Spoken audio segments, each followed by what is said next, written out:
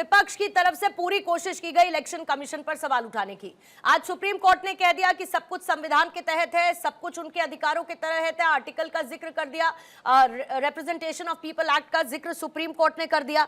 लेकिन जब किसी संवैधानिक संस्था को विपक्ष कमजोर करने की कोशिश करता है तो क्या ये लोकतांत्रिक है? नहीं हो सकता ना ये लोकतांत्रिक। आप लोग लोकतंत्र की बात करते हैं, आप लोग संविधान की बात करते हैं, जब सब कुछ संविधान नहीं थे और आज उस पर तो सुप्रीम कोर्ट की भी मुहर लग गई। अब मैं अगर आपसे पूछ लूं कि आप माफी मांगेंगे क्या इस पर?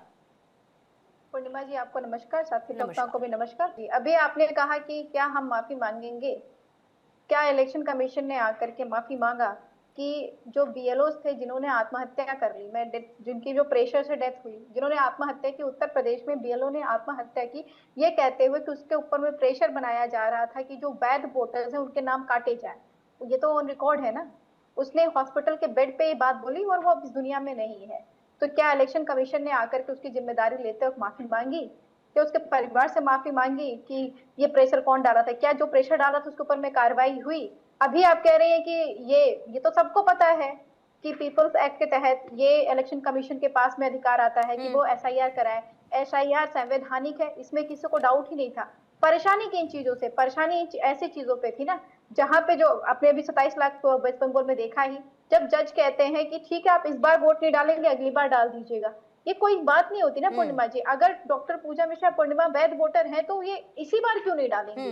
ये तो हमारा संवैधानिक अधिकार का हनन हो गया ना कि अब में तो डालना ही पड़ेगा, और आप कह रहे हैं कि नहीं आप अगली बार डाल दीजिएगा।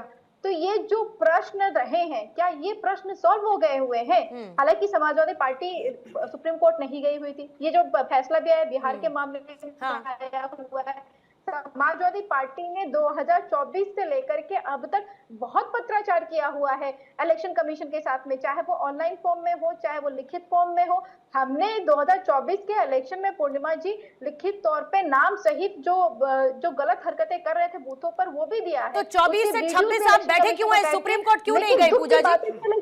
नहीं, 24 से 26 आप सुप्रीम कोर्ट क्यों नहीं गई, मुझे बताइए। पूर्णिमा जी क्योंकि हमें पता है कि अभी देखा ना, जब सुप्रीम कोर्ट कहती है कि 27 लाख अभी जो है वोट ना करें, अगली बार वोट डाल लीजिएगा, तो मतलब आपको न्यायपालिका पे भरोसा नहीं है? पूर्णिमा जी हमें जो हमारा संवैधानिक अधिकार हम उसको एक्सरसाइज करेंगे, जो हमारी पार्टी को जैसा आपके पास ये अधिकार है ना, एक नागरिक के तौर पर, पार्टी के तौर पर नहीं कह रही हूँ पूजा जी, नागरिक के तौर पर आपको अधिकार है ना कि आपको अगर किसी से समस्या है, you have all the right to go to Supreme Court. और अगर आप कह रही हैं हमने ये देख लिया कि ऐसा हुआ, तो इसका मतलब आपको सुप्रीम कोर्ट पर भरोसा नहीं है, आपको न्यायपालिका पर भरोसा नहीं है। And if I am not miss reading it, you can correct मी, मतलब आप मुझे बता दीजिए अगर मैं गलत समझ रही हूँ आपकी बात से। जब हमें सुप्रीम कोर्ट जाना होगा हम जाएंगे। तो फिर 2 साल से काहे बैठी है मैडम? 2 साल से क्यों बैठी है? इतनी समस्या, 24 से 26 हम पत्राचार कर रहे हैं। अरे पत्राचार से ऊपर निकलिए, जाइए सुप्रीम कोर्ट, आपके लिए दरवाजे खुले। नहीं, बिल्कुल मौका नहीं मिलेगा ना फिर इस पर बात करने का। फिर इसको आप लोग इनकैश नहीं कर पाएंगे कि हमने 24 से 26 पत्राचार किया, हम सुप्रीम कोर्ट नहीं गए, हमको जब जाना होगा तब हम जाएंगे। तो मतलब सब हम अपनी सहूलियत के हिसाब से करेंगे, मीनवाइल हम इलेक्शन कमीशन पर सवाल उठाते रहेंगे। क्यों नहीं उठाएंगे? नहीं आप उठाइए, मैं तो कह रही हूँ जाइए सुप्रीम कोर्ट, जाइए इलेक्शन कमीशन को आईना दिखाइए, आप बताइए वहां पर जाकर कि इलेक्शन कमीशन कैसे गलत है। किसने रोका आपको बताइए? इलेक्शन कमीशन को भी आईना दिखाएंगे, अपना कब? करेंगे। कब? 29 से पहले या 27 में? हम तो कर ही रहे हैं, हम तो कर ही रहे हैं, और हम अभी अपना जो कार्य जैसे करना, हमारी पार्टी की जो नीति रहेगी हम उसके अकॉर्डिंग करेंगे। हमें जब पत्राचार करना होगा पत्राचार करेंगे, जब हमें कोर्ट जाना होगा कोर्ट में फाइल करना होगा हम कोर्ट में जाएंगे। तो मतलब हल चाहिए तो आपको सुप्रीम कोर्ट जाना होगा मैडम। देखिए सीधी सी बात है, आपको हल चाहिए तो सुप्रीम कोर्ट आप जा सकती हैं, और अगर हल नहीं चाहिए, सिर्फ इस पर हमको बातें करनी है, तो 27 में उत्तर प्रदेश का चुनाव है, समय नजदीक है, जाइए सुप्रीम कोर्ट। पूर्णिमा जी आपका कहने का मतलब इलेक्शन कमीशन से हम बिल्कुल उम्मीद छोड़, मैं बस इतना कह रही हूँ कि आपके पास इलेक्शन कमीशन पर तो आपको मैडम भरोसा है ही नहीं, वहां तो ट्रस्ट डेफिसिट पूरा है, तो नहीं है अगर तो फिर जाइए ना सुप्रीम कोर्ट। हम जवाब मांग रहे हैं तो आपको परेशानी क्या है? अरे तो सुप्रीम कोर्ट से जाके फैसला लाइए ना, जवाब नहीं मिल रहा तो 24 से 26 नहीं मिला पत्राचार करके। पूजा जी मैं तो आपको तरीका बता रही हूँ, आप उस तरीके को अगर यूटिलाइज नहीं करना चाहती तो मत करिए, इस पर बात की जा सकती है सालों साल तक, क्या दिक्कत है? करने की जरूरत नहीं है। हम और आप मिलकर बहस करेंगे इस पर। और मुझे इस बात का यकीन है कि आने वाले समय में भी आपको इलेक्शन कमीशन पर भरोसा नहीं होगा पूजा जी, तो आपके पास तरीका है कि सुप्रीम कोर्ट जाइए, सुप्रीम कोर्ट जाइए, लेकिन आपने कह दिया कि आपको वहां से भी ज्यादा उम्मीद है नहीं। ठीक, वेस्ट बंगाल में टीएमसी गई हुई ना सुप्रीम कोर्ट। अरे तो आप भी जाइए ना, आप भी जाइए, किसी ने मना थोड़ी किया। जाएंगे ना, आपके कहने से वन लाइन में मैं क्रक्स ले रही हूँ मैम, एक लाइन में मैं क्रक्स ले रही हूँ। नहीं, वो फैसले आप करिए, वो फैसले आप करिए, I am not even interested. मैं एक लाइन का क्रक्स ले रही हूँ कि आपको इलेक्शन कमीशन से उम्मीद है, इसीलिए आप पत्राचार कर रही हैं। दूसरी बात, आप सुप्रीम कोर्ट इसीलिए नहीं जा रही क्योंकि आपको लगता है कि बंगाल से भी याचिका गई, वहां पर कुछ नहीं हुआ तो हमारा भी कुछ नहीं होगा। सीधी सीधी बात यह है। सोनम जी, आपके पास आती हूँ। सोनम जी, क्या सुप्रीम कोर्ट का यह फैसला लोकतंत्र के साथ साथ चुनाव आयोग को भी मजबूत करता है? क्योंकि विपक्ष जो आज कह रहा है वो आगे भी कहेगा, जितने जितने स्टेट में एसआईआर होगा वो तब भी यही कहेगा।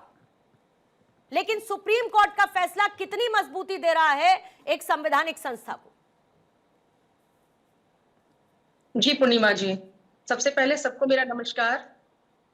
देखिए, सबसे पहले तो हमें देश की दो सबसे बड़ी जो संवैधानिक संस्थाएं हैं, सुप्रीम कोर्ट और इलेक्शन कमीशन, इनकी जो भी मर्यादाएं हैं उनका ज्ञान और सम्मान हमें एक देश के नागरिक होने के नाते हम तमाम जो देशवासी हैं सबको करना चाहिए। चुनाव आयोग ने साफ कहा है कि कानून के मुताबिक की गई कोई भी कार्यवाही इलीगल नहीं हो सकती है और देश की सबसे बड़ी अदालत ने इस कानूनी प्रक्रिया पे मुहर लगाई है। हमारी पार्टी एलजेपीआर और हमारे नेता आदरणीय श्री चिराग पासवान जी हमेशा से कानून और इस तरह के संविधान के द्वारा जो भी संवैधानिक प्रक्रियाएं की जाती है उसके हमेशा से वो पक्षधर रहे हैं। और देखिए, विपक्ष जी, आपने सही कहा कि ये लगातार डे वन से इस चीज को लेकर के इशू बनाते रहे हैं और हमें ये देखना होगा कि हमारी जो देश की जो जनता है वो हमेशा से हमारे साथ रही है, हमारे एनडीए के सपोर्ट में रही है, क्योंकि उन्हें ये पता है कि उनके हक को मारने के लिए जिस प्रकार से ये लोग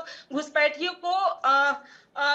को सपोर्ट किए हैं, जिस प्रकार से वो निरंतर जैसे वोटर कार्ड को लेकर के भी बहुत सारी चीजें इन्होंने जो बताई है। पिछले हमारे बिहार में भी जब चुनाव हुए थे तो इसी प्रकार से इन्होंने चीजों को उठाया था। तो देखिए, लगातार चुनाव हुआ और हमारी जो एनडीए की सरकार है उसके साथ हमारी पूरी देश की जनता आई और इस बात से ये बिल्कुल साफ हो जाता है कि हमारी जनता बिल्कुल भ्रमित होने वाली नहीं है और सुप्रीम कोर्ट के द्वारा जो भी फैसला आया है वो सर्वोपरि है और सर्वमान्य है। ठीक है जी। सीमा पटनायक जी, इलेक्शन कमीशन की कॉन्स्टिट्यूशनल अथॉरिटी को आज इस फैसले के साथ मजबूती मिली है, लेकिन जो अभी आपने सुना, समाजवादी पार्टी की प्रवक्ता पूजा जी भी कह रही थी कि क्या हुआ, बंगाल में चले गए याचिका लेकर, कुछ भी नहीं हुआ, तो हम इलेक्शन कमीशन से उम्मीद रखें। लेकिन इलेक्शन कमीशन भी बर्बाद है, बेकार है इनके हिसाब से। तो सुप्रीम कोर्ट पे भी भरोसा नहीं, इलेक्शन कमीशन पे भी भरोसा नहीं, तो फिर किस पर भरोसा करेंगे? सर्वप्रथम तो मैं आपके सबको जो हमारे साथ आज पैनलिस्ट है सबको नमस्कार करती हूँ। देखिए, हम किसी पे सीधे सवाल उठा देते हैं, चाहे हमारी संवैधानिक संस्था हो या सुप्रीम कोर्ट का जजमेंट कोई भी है, ये हमारी सबसे बड़ी गलत फहमी है।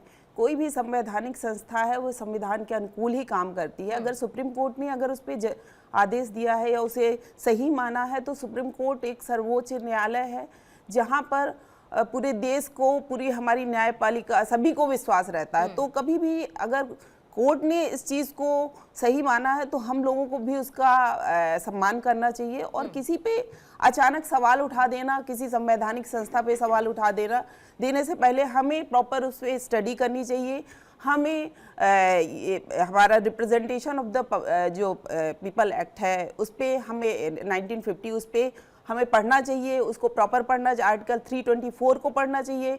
हमें उसके बाद अगर कहीं कमी रहती है, अगर हमारी जो हमारा इलेक्शन कमीशन है अगर उसमें प्रॉपर नहीं, हमें रिप्रेजेंटेशन देना चाहिए, उसमें प्रॉपर प्रावधान है कि अगर कहीं से किसी का नाम छूटता है, कोई गलती होती है तो आप आइए और उसमें सुधार करवाइए, उसमें प्रॉपर सेक्शन दिए हुए हैं। तो हमें अगर सीधे नहीं है कि आप उठाया और सीधे सुप्रीम कोर्ट, भाई सुप्रीम कोर्ट भी तो संविधान के अनुसार ही चलेगा। तो सुप्रीम कोर्ट ने जो दिया वो न्याय संगत है, उसने प्रॉपर उसका हमें सम्मान करना चाहिए, हमें पूरे देशवासियों को सम्मान। इस तरीके से विपक्ष हो या कोई भी अगर हमारी न्याय प्रणाली पर ही सवाल उठा देगा या हमारी संवैधानिक संस्थाओं पर सवाल दे तो ऐसे देश तो नहीं चल पाए, ऐसे तो हमारे देश में कोई हो ही नहीं पाएंगे।